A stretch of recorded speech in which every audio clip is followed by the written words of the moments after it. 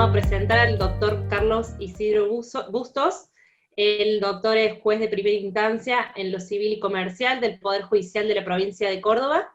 Es especialista en Derecho Procesal de la Universidad también Nacional de Córdoba. Magíster en Derecho y Argumentación de la Universidad Nacional de Córdoba. Es maestrando en Derecho Procesal de la Facultad de Derecho de la Universidad Nacional de Rosario.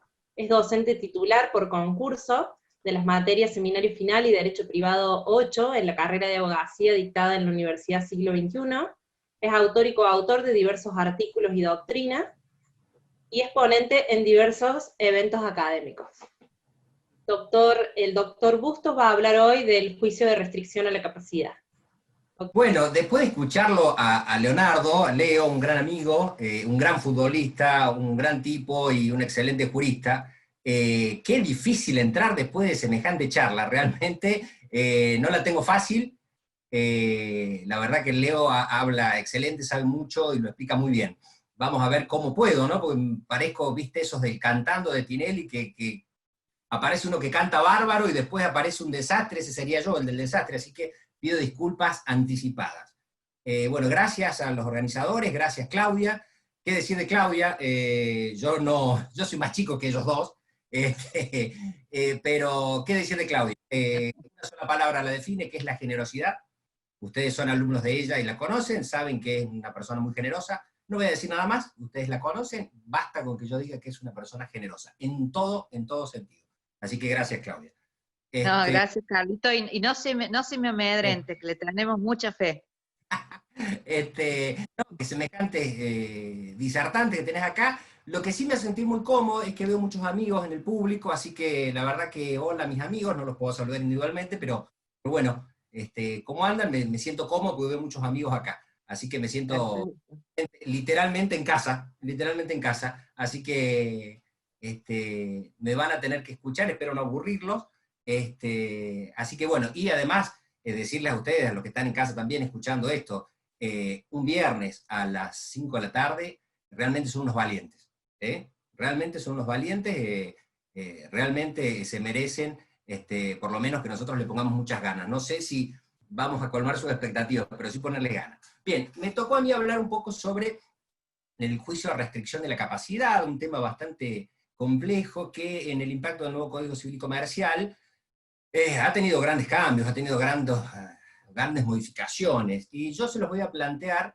desde una problemática, si se quiere, muy relacionada con el derecho procesal, que tiene que ver con la prueba. Puntualmente quiero tratar dos aspectos concretos: la entrevista personal que tiene el usuario de servicio con el juez y el informe interdisciplinario que hoy exige el Código Civil y Comercial. Creo yo que son los dos grandes medios de prueba que tiene el juez a su cargo, y por cierto las partes para poder valorarlos. Ahora bien, este análisis que propongo de estos dos medios de prueba los voy a hacer desde una visión, si se quiere, un poco particular, o por ahí a lo mejor que no es tan habitual dentro de la literatura procesal cordobesa, que tiene que ver con un análisis desde el punto de vista epistemológico. No quiero decir con esto que voy a hacer un análisis epistemológico, pues no tengo la habilidad ni los conocimientos, pero sí voy a proponer un análisis desde el punto de vista racional de la prueba.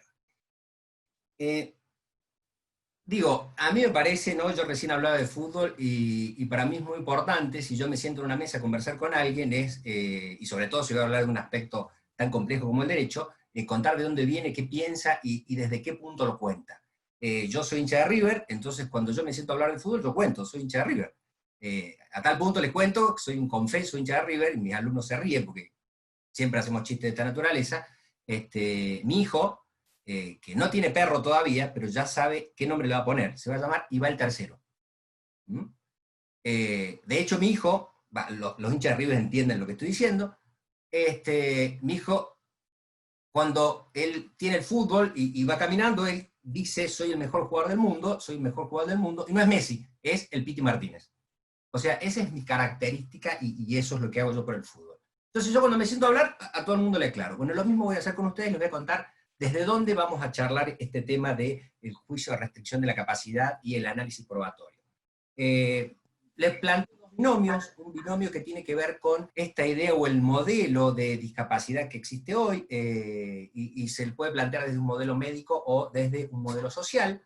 Y el segundo binomio que les voy a plantear es que analizar la prueba puede analizarse desde una concepción, si se quiere, desde una percepción cognitivista o bien desde una perspectiva racional de la prueba. Bien, ¿se puede ver? Ahí sí. En lo que tiene que ver con la concepción relacionada con la percepción de los problemas de discapacidad, en un principio teníamos una idea de prescindencia, es decir, digamos, para el derecho las personas que tenían este tipo de problemas no existían.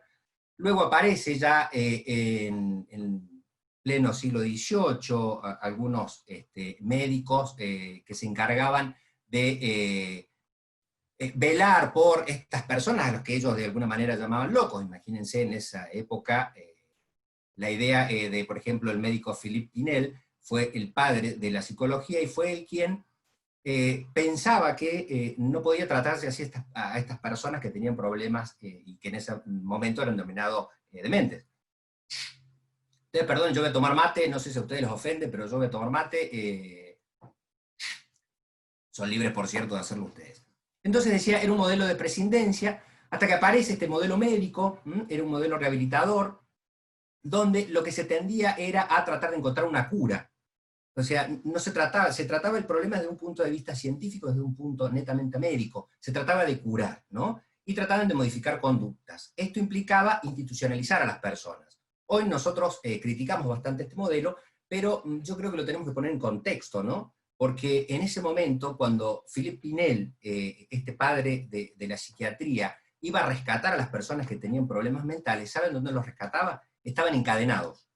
Entonces él, en su visión, en su concepto de hace 200 años, decía no podemos mantener a estas personas encadenadas, entonces las ubicaba en un hospital, en un hospicio, para darles lo que él entendía que era la cura a su patología. Evidentemente, en ese contexto era realmente algo valorable. Digo, imaginen esa circunstancia, digo, hago un paralelo, ¿no? Por ahí he escuchado muchas veces que la gente dice, bueno, yo me puedo equivocar y pensar mal, porque, por ejemplo, Aristóteles, él justificó la esclavitud, como pensando que Aristóteles hace una locura como esta, pero en realidad, en el contexto de Aristóteles, él lo que hizo fue un acto de humanidad, porque en su época, en su contexto, cuando peleaban dos ejércitos y vencía uno al otro, lo que hacía el vencedor era matar a los vencidos, los mataba. Entonces Aristóteles, en un acto de humanidad, que dijo, mire señor general o quien fuere, no usted vencedor, no mate al vencido, haga una cosa, llévelo a su casa, aliméntelo y que él con trabajo le devuelva esta alimentación y esta protección que le da. Entonces lo que hizo Aristóteles en su momento, que para nosotros hoy puede ser una bestialidad, esto es justificar la esclavitud, en el contexto y en la época en la cual se daba, digo, fue un acto humanitario. Lo propio ocurría con este modelo médico que hoy ha avanzado y podemos decir que realmente lo hemos superado y estamos dentro de lo que se llama un modelo social o de, si se quiere, una idea de, como dice la Filmina, de inclusión más de que integración. Esto es, el modelo médico lo que trata es de integrar a las personas con discapacidad, mientras que este modelo social lo que trata es de incluirlos, ¿sí? Lo que trata de hacer es elaborar los ajustes necesarios para poder hacer un desarrollo completo de las personas. Esta idea o este modelo, si se quiere, social, nace a partir de la suscripción por parte de la República Argentina de dos compromisos internacionales, la Convención Interamericana de la Eliminación de todas las formas de discriminación contra las personas con discapacidad, esto fue en el año 2000, y luego la Convención sobre los Derechos de las Personas con Discapacidad, esto fue en el año 2008.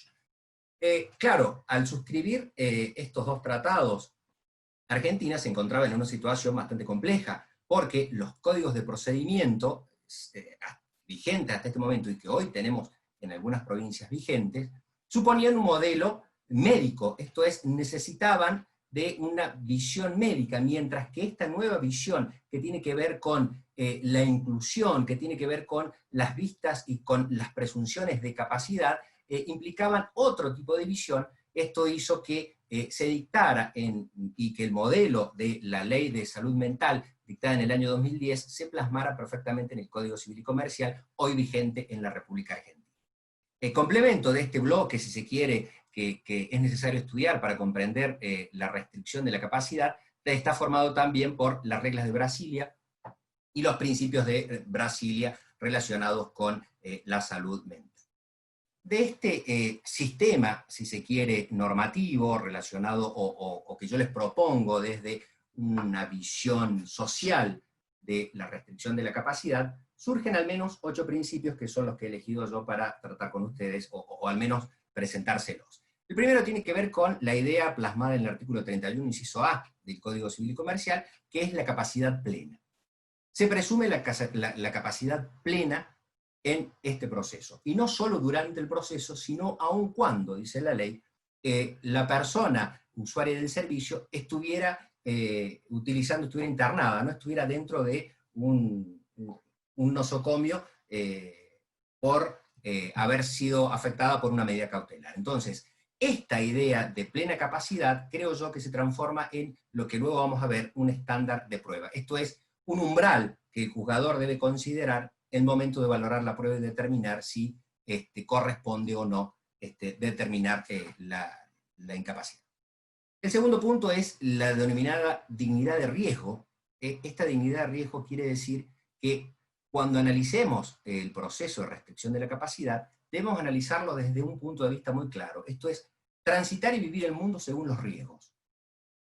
La idea es descartar el modelo médico mediante el cual, mediante la utilización de una herramienta jurídica que era la curatela, se sustituía la voluntad de la persona, en ese momento y según esa visión, por cierto, superada, enferma, por la voluntad de una persona sana. Era una idea sustitutiva de la voluntad. Hoy, desde el modelo que yo les propongo, y por cierto que se ha plasmado en el Código Civil y Comercial, trabajamos la denominada dignidad de riesgo, y es transitar y vivir el mundo, que la persona transite y vive el mundo según sus riesgos. No podemos nosotros, desde una visión paternalista, tratar de reemplazarlo, ¿sí? Esto también considero yo que es un estándar de prueba, es un umbral que debe cruzar todo proceso relacionado con la limitación de capacidad. El tercer criterio es la intervención estatal interdisciplinaria. Esto es, aquí es muy claro el Código Civil y Comercial, lo mismo plasma de alguna manera o refleja las exigencias internacionales. Intervención interdisciplinaria quiere decir que el criterio médico ya no es suficiente para este tipo de procesos, pues además del informe médico, esta idea de enfermedad, esta idea de institucionalizar a las personas, esto es de darle un tratamiento exclusivamente farmacológico, avanza, o tiene una visión distinta, yo creo que avanza, pero está dentro del plano de la discusión, por cierto, es un plano diferente, y esta idea de intervención interdisciplinaria implica que el tratamiento no solamente va a ser farmacológico, sino también puede ser psicológico, sino también puede tener asistentes terapéuticos, y proponer terapias alternativas que de alguna manera vendrían, si se quiere, y permítanme decirlo de esta manera, a competir con las reglas clásicas de la medicina. Esta idea del informe interdisciplinario por ahí es bastante común para nosotros, dado que en la función estamos habituados a tratar con el equipo técnico, estos equipos técnicos que forman parte del Poder Judicial, y por cierto, desde la visión del litigante, contarlos una vez de oficio cuando ingresan la demanda. Ahora bien, una de las cuestiones que yo les voy a plantear acá es si este informe, qué naturaleza tiene, si es una prueba científica, una prueba pericial, o cuál sería la manera de analizarlo, y aquí yo les propongo trabajar los criterios Daubert, que es un criterio establecido por la Corte de Estados Unidos en un caso concreto en el año 1993.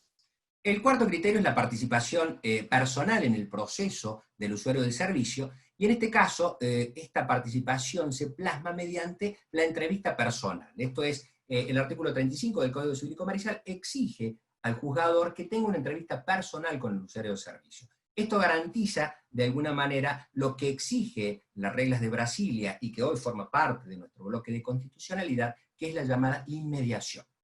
La inmediación que requieren los tratados internacionales se han visto plasmados en el Código Civil y Comercial por cumplimiento de esa exigencia. Nosotros, en el proceso civil de Córdoba, lo cumplimos mediante esta audiencia prevista en el artículo 35, y de esta manera cumplimos la inmediación. Entre signo de pregunta, ¿bastará con esta idea de inmediación en una audiencia, o habría que establecer un proceso por audiencias mediante el uso de la regla técnica de oralidad? Lo pregunto.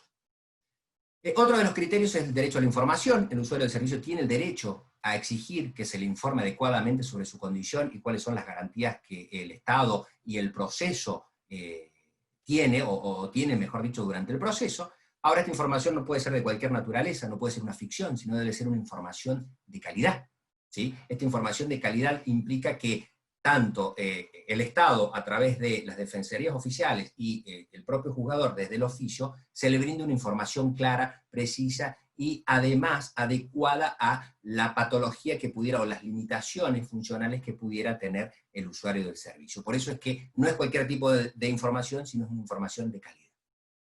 Por cierto, tiene el derecho a un asesor técnico. Aquí también tienen que ver las reglas de Brasilia, dado que las reglas de Brasilia establecen en procesos de vulnerabilidad, establecen la gratuidad, y además de la gratuidad, establecen la oralidad. Entonces, de alguna manera, cumplimos con todos los recaudos o todos los estándares internacionales mediante otorgarle la posibilidad de la defensa al usuario del servicio mediante el asesor letrado. Finalmente, dos estándares más, es la restricción de que el juzgador, a la restricción a determinados actos. Aquí el juzgador, cuando tenga algún tipo de duda, y en relación al primer estándar, esto es que la capacidad se presume, el juzgador no puede declarar la incapacidad de esta persona, sino lo que puede hacer es limitarla para ciertos y determinados actos, manteniendo plenamente su capacidad para el resto. Esto es realmente también un criterio de valoración de la prueba relacionado con el estándar. Los estándares y los criterios de valoración de la prueba son dos cosas distintas, aunque íntimamente vinculadas. Finalmente, los apoyos. Hoy no hablamos de curatela, o al menos desde el modelo que propongo y que sostiene la norma, no se habla más de curatela. Esto es excepcional, dado que, como recién les decía, la voluntad de la persona tratamos de mantenerla, es decir, ya no nos preguntamos qué actos son los que puede realizar o cuáles no, sino lo que debemos preguntarnos es cómo podemos ayudar a la persona con discapacidad para poder tomar una buena decisión, ¿sí? Esto también son ciertos criterios de valoración de la prueba. Bien, entonces yo les decía, por un lado les propongo un binomio entre un modelo médico y un modelo, si se quiere, social, en relación a la discapacidad. En relación a las concepciones de la prueba también les propongo un binomio, y que ustedes puedan optar entre dos cosas. Un modelo denominado persuasivo y un modelo denominado racional. No es tan común dentro de la literatura procesal, sino tiene un poco más que ver con una visión epistemológica de la prueba, digamos, pero voy a utilizar estas dos distinciones, dado que entiendo que es donde más patente nosotros podemos ver estas confusiones, es en este proceso y mediante estos dos medios de pruebas que hoy he elegido para charlar con ustedes. El modelo persuasivo. El modelo persuasivo parte de la pregunta, ¿qué significa que un hecho esté probado? Y la respuesta es mediante la creencia. Basta el convencimiento del juzgador para dar por probado un hecho. No le hace falta nada más. Es un modelo netamente persuasivo. Evidentemente, como se trata de un modelo persuasivo, este modelo, que es un modelo técnico, chicos, es un modelo teórico, no está puro en todos los sistemas. No vayan a pensar que hay un sistema normativo, Chile, Paraguay, Tucumán, que tiene este sistema. No, son modelos, ¿sí? Son modelos teóricos relacionados con algunos puntos, ¿no? No quiero que se confundan, no es que estoy diciendo que un sistema normativo obedece, sino que son modelos conceptuales. Decía entonces, ¿qué significa que un hecho esté probado? Basta con la creencia del juzgador para darlo por probado. Evidentemente, este modelo necesita, para crear ese convencimiento, que el juez tenga una inmediación completa con la prueba. Entonces, según este modelo, solamente o únicamente importa toda aquella prueba que haya tenido contacto inmediato con el juez, ¿sí? Que solamente el juez haya intervenido de manera personal e inmediata, porque es la única forma en que el juez puede llegar a crearse convencimiento sobre el medio de prueba que se produce. Evidentemente, si estamos hablando de una mera creencia, basta con que el juez piense que la cosa ocurrió de modo tal, y para decir probado P, basta tal o cual cosa, basta con que el juez simplemente enumere cuáles son los medios de prueba, pero no explique cuál es la inferencia lógica que realiza para que tal enunciado se tenga probado según tal medio de prueba. Ergo, no hace falta motivación ni ningún tipo de justificación en este modelo. Finalmente, se desprende de esta falta de motivación una cuarta consecuencia, que es la ausencia de recursos. Cuando el juzgador, que evidentemente no puede equivocarse, porque estamos hablando de una persona que cree, es una mera creencia, y las creencias son difíciles de discutir, por tanto, el juez de primera instancia es infalible, todas las cuestiones relacionadas con la valoración de la prueba son irrecurribles. Como contracara de este sistema aparece el sistema racional de valoración de la prueba, y ante la pregunta ¿qué significa que un hecho esté probado?, responde con la corroboración de la hipótesis según cuál medio de prueba existiere. Y aparece aquí la idea de los criterios de valoración, son la sana crítica racional que nosotros conocemos, con la creación, según desde una visión epistemológica, del denominado estándar de prueba, como un umbral, ¿sí?, que se establece a los efectos de cruzar o no, digamos, completar este umbral es de alguna manera lo que va a determinar si el hecho está probado o no está probado. En la técnica del derecho del proceso adversarial de Estados Unidos se suele hablar de, y específicamente dentro del proceso penal, se suele hablar, el clásico ejemplo del estándar de prueba, es esta idea de más allá de toda duda razonable. La condena, en este caso, se hará en materia penal cuando el jurado esté convencido más allá de toda duda razonable. Nosotros dentro del proceso civil, y más dentro del proceso constitucional, civil y dentro del proceso continental, nosotros hablamos de cuestiones relacionadas con la probabilidad, y en ese momento nosotros atamos la probabilidad al tratamiento de ciertas hipótesis y descartar otras en base a ciertos y determinados medios de prueba, mediante lo que nosotros denominamos inferencias probatorias. Evidentemente, si el juez lo que hace, ya no estamos hablando de creencias como en el modelo persuasivo, sino que hablamos de inferencias probatorias, evidentemente la inmediación acá juega un papel no esencial como en el otro modelo, sino simplemente es una regla técnica. Es una regla técnica que nos va a ayudar, por ejemplo, como en el caso del proceso de limitación de capacidad, para cumplir con ciertos estándares internacionales. Por ejemplo, entonces la inmediación nos va a servir para eso. O sea, esa es la verdadera utilización. Tratar de concentrar la mayor cantidad de actos como mera regla técnica, pero esto no quiere decir que el juez no esté obligado a fundar y a expresar y a motivar cuál es la inferencia procesal que hace de tal o cual medio de prueba. Evidentemente, si está obligado a fundar, sí, siempre, dice la Filmina, está obligado a explicar cuál es el método de valoración y cuál es el estándar que siguió para tener por probado tal hecho, evidentemente las cuestiones de prueba van a ser objeto de recurso. Nosotros estamos mucho más acostumbrados dentro del proceso de primera instancia y de doble instancia, perdón, a esta idea de la posibilidad de recurrir. En otros sistemas procesales esto no ocurre. Es propio generalmente de los sistemas de única instancia, pero bueno, es un debate demasiado largo y por cierto que no tengo ni el tiempo ni la capacidad para hablar de esto, simplemente avanzo. Bien, les di las dos posiciones de las cuales yo voy a partir y voy a tratar estos dos grandes medios de prueba, desde una visión de la discapacidad social y desde una concepción racional de la prueba desde un punto de vista epistemológico. Y voy a arrancar con el informe interdisciplinario. Como les adelantaba recién, el informe interdisciplinario cumple de alguna manera con esta proyección del criterio de discapacidad que nos da la ley de salud mental, en tanto y en cuanto la salud mental es un proceso que tiene componentes no solamente médicos, sino históricos, sociológicos, culturales, biológicos, psicológicos. Entonces esto quiere decir que todas estas disciplinas, no voy a hablar de ciencias, sino de disciplinas, todas estas disciplinas de alguna manera deben entrar en juego para controlar y establecer si de alguna manera el juez puede o no determinar esta restricción de capacidad que nos exige la norma como excepcionalidad, ¿no? A partir de ahí es que existe este estándar, si se quiere, legal del informe interdisciplinario. Cuestiones problemáticas del informe interdisciplinario. Lo primero que nos preguntaron, allá por el año 2010, y luego después de entrar en vigencia el Código Civil y Comercial, en agosto de 2015, fue cómo se compone este equipo multidisciplinario y cómo se elabora. ¿Y por qué cómo se compone? Ustedes agarran ahora el código, en la biblioteca se fijan y miren el 830, se van a encontrar con el 830 del Código Procedimiento Civil y Comercial de Córdoba, que dice que para admitir la demanda de limitación de capacidad, el juez debe considerar ¿qué cosa? Dos certificados ¿qué? Médicos. ¿Habla de psicólogo? No. ¿Habla de psiquiatra? Sí. Son dos certificados médicos. ¿Habla del enfermero? No. Y no dijimos recién cuestiones culturales, no dijimos también que era sociólogo. Bueno, ocurre que cuando entraron en vigencia este bloque de constitucionalidad, que ve su visión de la discapacidad desde un punto de vista social, los códigos de procedimientos quedaron un poco a contrapelo. Entonces, lo que ocurre es que las normas procesales que tenemos dentro del Código Civil y Comercial, artículo 35, artículo 36 y 37, hacen que debamos nosotros ir modificando y cumpliendo con las pautas internacionales, independientemente que los códigos procesales no nos acompañen. Decíamos, ¿cómo se compone? Los dilemas entre la vigencia de la Ley de Salud Mental y del Código de Procedimiento lo resolvió, por ejemplo, la Corte.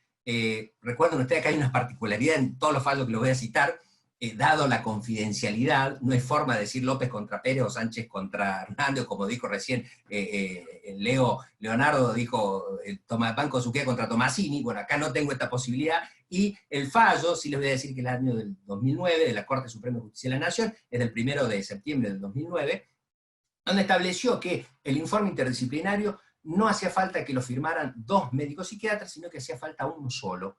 Un solo psiquiatra, un psicólogo y además, dijo la Corte, un asistente social. Esto también fue ratificado luego por las Jornadas Nacionales de Derecho Civil que se hicieron en Bahía Blanca en el 2015. Hay 2 despachos, el 25 y el 26, que dicen, responden estas 2 preguntas que yo hago. ¿Cómo se compone el equipo? Un psiquiatra, un psicólogo y un asistente social. ¿Cómo se elabora? Conjunto, no puede ser por separado, tienen que hacerlo todo en conjunto. Cito acá un fallo, de la verdad que para mí muy buen fallo, de la Cámara Civil y Comercial de Cuarta Nominación, voto del doctor Fernández y Ósola, es el auto número 433 del 14 del 11 del 2018. Este fallo es muy interesante porque lo que se debatía es que aquí es que el juez de primera instancia no había abierto la demanda de limitación de capacidad porque no le habían presentado los 2 certificados. Entonces el juez de primera instancia dijo, mire, vea, usted no me presentó los 2 certificados, así que yo no lo voy a abrir, llamo al equipo interdisciplinario para que la evalúe, y recién después voy a tratar no solo su demanda de limitación de capacidad, sino todas las medidas cautelares que usted me está pidiendo. El peticionario, esto iba a través de asesor letrado, apela a la resolución y en Cámara, digamos, la Cámara se encarga de decir 4 cosas que para mí son muy importantes. La primera es que el Código Civil y Comercial, el Código de Procedimiento quedó sin ningún andamiaje, pues al ponerse en movimiento el Código Civil y Comercial con normas procesales, que para mí son constitucionales, esto seguramente es opinable, pero yo creo que las normas procesales que hay en el Código Civil son constitucionales, establece que la visión del juez debe ser distinta. Entonces ordenó automáticamente, no solo ratifica la intervención del equipo interdisciplinario, pero admite la demanda. Dice, oiga, no solamente admítela, sino también trate las demás medidas que está pidiendo esta persona, por una razón sencilla: está en un estado de vulnerabilidad. Entonces, al existir este estado de vulnerabilidad, entran automáticamente a jugar aquí las reglas de Brasilia, y nosotros tenemos que tener un proceso tutelar, que es de alguna manera este cambio de visión que dentro de este proceso nos exigen los tratados internacionales. Les traigo a colación esto por si alguien quiere presentar ponencia en el Congreso, que se va a realizar de Derecho Procesal. Hay un proyecto de reforma, hay 2 proyectos en la materia relacionados con este tema, y es el proyecto del Código Civil y Comercial. Hay 2 artículos que se quieren modificar. El primero que tiene que ver con qué se incluye por salud mental, y se pretende aquí incluir la posibilidad de las limitaciones físicas. Está bastante discutido, esto se discutió dentro del seno del Código Civil y Comercial, y ganó la postura que hoy está vigente, esto es, las limitaciones físicas no incluyen o de alguna manera no representan limitaciones en el sentido que estamos hablando. Y el segundo recaudo tiene que ver con la posibilidad de revisar la sentencia. Decía, aquí mi amigo Leonardo González Samar, en un fallo bastante interesante, trató este tema que hoy se está por modificar, o sea, está dentro del proyecto de modificación. Mi otro colega muy respetado, muy respetado por mí, por cierto, muy querido, que es el doctor Julio Fontaine, dicta una resolución donde, conforme y acorde la patología de la persona, esto es, tenía un problema de encefalía, bueno, un problema que él consideraba irrecuperable, él dijo en su sentencia, dado la condición y el tipo de enfermedad, tipo de patología, no voy a establecer de acá a 3 años la revisión de la sentencia porque no lo considero necesario. Evidentemente el asesor letrado apeló a la resolución, fue a Cámara, y con voto del doctor González Samar le dijo, mire, vea, usted está distinguiendo cuando la ley no distingue. Por cierto, puede ser una postura doctrinaria esto de que no hace falta la revisión, pero hoy la ley nos exige, el artículo 42 puntualmente nos exige que cada 3 años nosotros tenemos que revisar la sentencia. ¿Cuáles son los problemas que veo yo con el tema del informe interdisciplinario, más allá de la forma, de las cuestiones procesales y prácticas de las que acabo de hablar, desde lo conceptual, desde lo teórico? ¿Qué es una prueba científica o es una prueba pericial? ¿Qué es? Bueno, esto de alguna manera son conclusiones de expertos, esto se trató en la literatura procesal. La literatura procesal aquí es bastante, si se quiere, conservadora, dice una cosa tiene que ver la pericia, otra cosa es la ciencia, son dos cosas distintas. El problema es, ¿qué es la ciencia? ¿Qué es la ciencia? ¿Qué es ciencia y qué no? Y la doctrina clásica procesalista nos va a decir, la ciencia es la ciencia dura, la matemática. Y la ciencia y los otros criterios puede ser la psicología. No digo que esté mal, digo que a partir de acá tenemos un problema, que es lo que dice la Firmina, que es el problema de la demarcación. ¿Cuándo sabemos qué es científico y qué no es científico? Yo propongo, digo humildemente desde esta posición, yo digo, para mí es exactamente lo mismo. Estamos hablando de criterios científicos y podemos utilizar o bien criterios epistemológicos. Esto se acuerdan en la facultad cuando nos enseñaban los profes de filosofía la diferencia entre episteme y doxa. Yo no sé si eso hoy se puede sostener, pero lo podemos utilizar. Pero también podemos utilizar los criterios semánticos de la Escuela de Viena. Entonces, ¿qué es ciencia y qué no? Les dejo la duda. Por ahí a lo mejor se suele apelar a el método, entonces decimos, bueno, hay ciencia cuando el método es científico. Ahora yo les pregunto, ¿qué es el método científico? ¿Hay un método científico? ¿Hay 2, 3, 4? ¿Cuál es el único método científico? Me dicen, el que enseña Humberto Eco. Claro, pero a mí me gusta el Chorrón y Bullici. No sabemos tampoco cuál es el único, o no sabemos si existe. Entonces aquí, por ejemplo, la Corte de Estados Unidos apela a la fiabilidad, así se dice, perdón, y apela al caso Daubert. El caso Daubert es un caso que se resolvió en el año 1993, hay 5 reglas, son bastante complejas, no las voy a tratar porque no tengo tiempo, simplemente se las dejo, me parece un muy buen elemento para poder trabajar las reglas del estándar Daubert. Es muy interesante porque tiene que ver con qué es la ciencia, tiene que ver con la filosofía de Karl Popper y la posibilidad de falsear hipótesis, tiene que ver con cuál es el concepto y cuál es la corroboración que le podemos dar, y tiene que ver con algo muy complejo dentro del mundo de la ciencia, que es con el control de los pares. Esto es, a los científicos no les guste que, por ejemplo, se ponga en duda lo que se está diciendo, o al menos, no sé si no les guste, hay ciertas discusiones que no están dispuestos a dar. Yo tengo un montón de amigos epistemólogos y ellos se preguntan hasta qué punto el derecho es una ciencia o no, ¿no? No lo sé. Entonces, los criterios Daubert son muy buenos elementos para analizar esto, es si al hablar de ciencia, qué autoridad tenemos o en qué momento podemos charlar de ciencia. Lo que sí rescato para este medio de prueba es, y a través del criterio Daubert, es lo que nosotros podemos analizar dentro del informe pericial tiene que ver con cuál es el método que el perito utilizó, o en este caso los 3 peritos, el médico, el psicólogo y el asistente social, para llegar a la conclusión que afirman. ¿Por qué? Porque existen al menos, ustedes lo tienen ahí en la filmina, voy a ir bastante rápido, díganme ustedes si decime vale si voy muy rápido o no, por ahí no se entiende, porque el juez, y esto sí tiene que ver con una cuestión epistemológica y tiene que ver con el conocimiento, el juez se puede parar desde 2 formas al analizar el medio probatorio.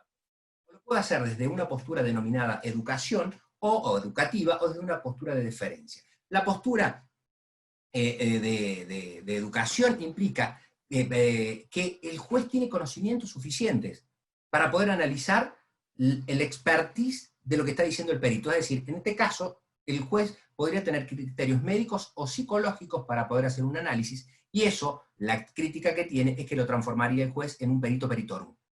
El juez sería perito de todo. Él entendería todo.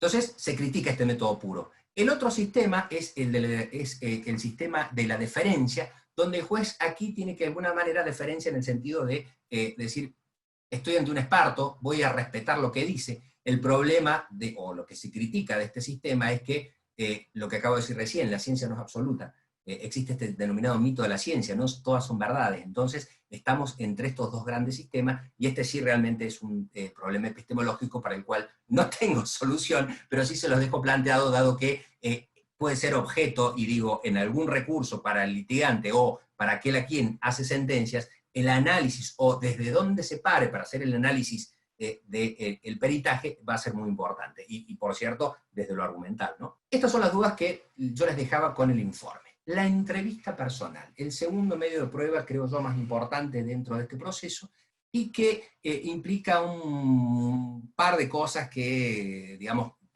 entiendo son problemáticas. Lo primero, la base normativa, dentro del artículo 35 del Código Civil y Comercial, encuentran la entrevista personal, donde el juez debe garantizar la inmediatez del interesado durante el proceso y entrevistarlo personalmente, dice la norma. El Código habla de entrevista en 9 oportunidades. Y en la mayoría de ellas, digo, aparte de esta, de cuando habla sobre la limitación de capacidad, lo hace cuando trabaja las cuestiones relacionadas con la minoridad. De alguna manera, y volvemos otra vez a las reglas de Brasilia, el código lo que hace es, cuando hablamos de vulnerabilidad, cuando hablamos de situaciones complejas, menores, personas con ciertas discapacidades donde se plantea su posible restricción de la capacidad, la ley, ¿qué le dice al juzgador? Y esta norma va concretamente al juzgador. Le dice, oiga, tome contacto personal, dele información, dele lo que nosotros conocemos dentro del derecho procesal como eso que decía Couture, su día en el tribunal. Dele a esta persona su día en el tribunal. Siéntele, tómese 10, 20 minutos y escúchela. Al menos eso es lo que desde la doctrina se habla y se dice esta idea de tratar de humanizar el proceso. Y yo les traigo un fallo de la Cámara de Apelaciones Sala H. Otra vez, no les puedo decir el fallo en la carátula porque es SBA, determinación de capacidad, sí está publicado en Microjuris, es del 4 de diciembre del 2017, donde específicamente se declaró, se revocó la sentencia porque el juez no había tomado contacto personal con el usuario del servicio. Entonces, aquí le dice la Cámara al juez, le dice, oiga, esto es en beneficio, es una garantía del usuario del servicio. Usted, juez, no puede disponer porque en función de cuál sea la patología, o porque le queda lejos, o porque está tapado de trabajo, o por las razones que entienda, no puede tener contacto personal. Señor, usted tiene que tener la entrevista. Esto es un derecho constitucional, y es por eso que les traigo este fallo. También el Tribunal Superior de Justicia, nuestro Tribunal Superior de Justicia, que acorda, se pronunció sobre qué entiende que es esta entrevista personal, y rescato, el fallo trata sobre otra cosa, trata sobre la intervención en la entrevista del asesor letrado, y cómo tiene que ser, digamos, si puede delegar en nuestra función. Pero no es el eje de lo que quiero tratar acá. Sí rescato esta frase que dice el Tribunal Superior de Justicia, que es un momento fundamental y irrepetible del proceso. ¿Por qué? Porque es una garantía constitucional. No tiene tanto que ver con el proceso o como una visión o como un medio de prueba del proceso, o si se quiere, es una cara de la misma moneda. ¿Por qué? Porque además la doctrina entiende, no sé si se ve ahí, vale, muy chiquita la letra, no sé si lo llegan a ver los chicos, porque sí, se alcanza a ver. se entiende bien. Digo, y es la misma cara, es la otra cara de la misma moneda, porque además la doctrina no dice que es una garantía constitucional, sino dice esto, y esto lo voy a leer textual, dice, le permite, ¿no? Esta entrevista, el conocimiento directo permite al juez la comprensión de la situación de la persona y sus habilidades, aptitudes y necesidades. Permite conocer las necesidades. El encuentro, dice el Tribunal Superior de Justicia de Córdoba, ¿no? Esto dice nuestro Tribunal Superior. El encuentro reviste una importancia superlativa en orden a la formación de convicción. Ergo, no solo es una garantía, sino que para el Tribunal Superior de Justicia es algo parecido a un medio de prueba. ¿Qué tipo de medio de prueba? Yo creo que es una declaración de parte. Me parece que es en el único modo que podemos llegar a introducirlo, es como declaración de parte. Y si es declaración de parte, hay una garantía constitucional que acá también es más que vigente, la prohibición de autoincriminarse. Esto quiere decir que si es una declaración de parte, hay prohibición de autoincriminarse, el juez no puede utilizar la entrevista para limitar la capacidad. Digo, lo dejo para que lo piensen, ¿no? Me parece bastante, me parece bastante plausible pensar que si lo tratamos como un medio de convicción, como dice el Tribunal Superior, si es un medio de prueba, dentro de los medios de prueba es de declaración de parte, y si es declaración de parte, existe la prohibición de autoincriminarse, me parece. Podríamos tomarlo desde esta naturaleza, hablando siempre desde la visión que yo les propongo, que es esta visión de la vulnerabilidad, de la tutela procesal que hay que darle al usuario del servicio. Entonces, digo, lo dejo aquí como, digo, se los tiro para que lo debatamos. Lo segundo, si es un medio de convicción y lo que hace el juez es charlar, entrevistarlo, ¿cómo hace para formar convicción? ¿Qué hace? Y vuelvo a lo que les propuse al inicio. Yo les dije, hay dos sistemas o dos concepciones de prueba. La persuasión, hay un sistema de persuasión o hay un sistema racional, ¿sí? Hay un sistema racional. Ahora, si lo que estamos diciendo nosotros es que en esa entrevista el juez simplemente va a conversar, lo va a entrevistar, le va a preguntar sobre, como digo, cito textualmente, sobre sus necesidades y aptitudes, ¿cómo forma la convicción? Mediante la persuasión. Es decir, estamos haciendo un análisis desde la visión persuasiva de la prueba. Y al respecto, digo, y esto no lo digo yo porque se me ocurra, sino que alguien ya lo ha pensado antes, hay dos escuelas, la escuela conductiva y la escuela de la psicología del testimonio. Los conductivistas son aquellos que entienden o dicen o creen que si estamos charlando con una persona y nos mira a los ojos, nosotros nos podemos dar cuenta, o ellos se pueden dar cuenta, si esa persona les miente o no. Esto es persuasión, entonces digo, ¿cómo controlamos este medio de prueba? Miren esto, ¿qué ven ahí? Ya cierro, vale. Un gato atrás, ¿no? ¿Y ahí? ¿Cómo está? ¿Y ahí? Esa es la persuasión. ¿Cómo sabemos que esto? ¿Cómo controlo esto? No hay forma, no hay cuestión fáctica, no se puede. Entonces, aquí lo que tenemos es una prueba científica y una entrevista con persuasión. Entonces, es muy complejo para el juzgador tratar de analizar estos dos medios de prueba. Voy a trabajar solamente para cerrar un fallo de la Cámara Séptima, que es de hace muy poquito, del 21 de agosto de este año. Este fallo es muy particular, revoca el fallo de primera instancia. Lo complejo que tiene este fallo es que, creo yo, se trata de un problema de ancianidad. Es una persona mayor que su hija le pide la limitación de capacidad, él se niega, concurre con su letrado patrocinante, se niega, el juez de primera instancia entiende y dice, tuve 3 entrevistas, el juez tuvo 3 entrevistas con esta persona, y el juez de primera instancia en su resolución dice, lo vi lúcido. En la entrevista lo vi lúcido. Por tanto, el informe interdisciplinario no llega a colmarme y por tanto rechazo la demanda. Cuando va a Cámara, la Cámara también toma, ya estamos medio de la pandemia, por eso lo toma a través de videollamada, la Cámara toma también una entrevista personal y, al contrario de lo que dijo el juez de primera instancia, la impresión que se llevó a la Cámara es que esta persona no estaba lúcida. ¿Saben por qué? Digo, lo dice el fallo, ¿no? ¿Saben por qué? O al menos uno de los argumentos fue que el señor no se acordaba lo que había comido el día anterior. Yo les pregunto a los presentes, hoy tuve esta conversación también con un gran amigo, ¿se acuerdan lo que comieron ayer? Eso es persuasión.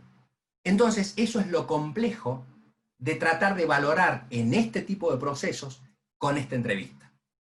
¿Para qué sirve esta entrevista? Yo creo, hay 3 fallos, uno de Villa, con esto cierro ya, vale, te prometo, un fallo de Villa Dolores, lo dicta el doctor Domenech, donde luego de la entrevista conversa con una nena que tiene síndrome de Down y le dicta, la sentencia se la dicta en lenguaje claro, y le dice, y lo leo textual porque la verdad que son 2 minutos, les pido, y perdón Claudio, perdón Vale, le dice el juez a esta persona, de los papeles tuyos y de las cosas más importantes se va a encargar tu papá, y le dice el nombre.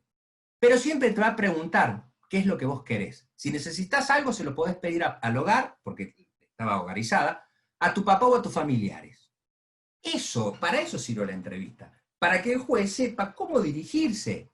No como un medio, creo yo, ¿no? Esto lo podemos discutir, no como un medio de prueba. Cámara de Apelaciones de Segunda Nominación. Tiene la entrevista y en la entrevista le dice a la persona, le dice, voy a votar, pido las caras en las boletas de los candidatos. Y mi familia me dice a quién votar, pero luego yo voto a quien me gusta.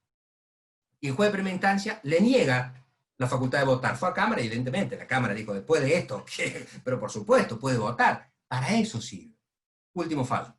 Cámara quinta nominación, voto de la doctora Salazar. En ese intervine yo, era prosecretario, en una demanda de daños y perjuicios, donde luego de un accidente de tránsito, una chica había quedado en estado vegetativo.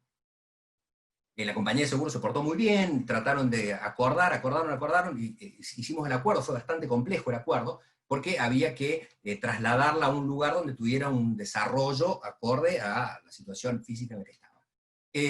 Fue muy duro, fue muy difícil hasta que logramos el acuerdo, solo que había iniciado en otro juzgado la demanda de limitación de capacidad para poder obtener una autorización para firmar el acuerdo, porque si no la compañía no se lo podía pagar. Fue al otro juzgado y en el juzgado de primera instancia le dijeron, no, ¿sabe qué? Usted recién ha iniciado el proceso, yo no podría designarlo curador, además tampoco tenemos informe interdisciplinario y más adelante veremos. Más adelante, ¿qué? ¿Cuándo? ¿Cuándo? Si tenía el convenio para firmarlo al hombre. Obviamente fue a Cámara y en Cámara le dijeron, Cámara Quinta, el fallo es del 6 del 9 del 2017, en Cámara Quinta le dijeron, oiga, pero por supuesto, esa es la idea, esa es la utilización del informe interdisciplinario y del concepto. Es decir, ¿qué le dijo? ¿Le dio la autorización? Sí, por supuesto, claro, porque de eso se trata.